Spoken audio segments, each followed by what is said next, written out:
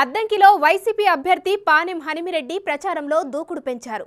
5 ఏళ్లలో జగన్ ప్రభుత్వం అమలు చేసిన పథకాలను వివరిస్తూ ఇంటింటి ప్రచారం చేస్తున్నారు.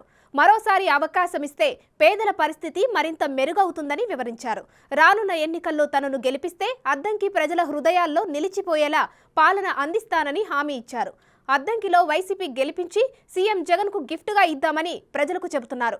నియోజకవర్గంలోనే ప్రజలంతా తన కుటుంబ సభ్యులేనని, ఎవరికి ఏ సమస్య వచ్చినా అండగా ఉంటానని పానెం హనుమిరెడ్డి తెలిపారు.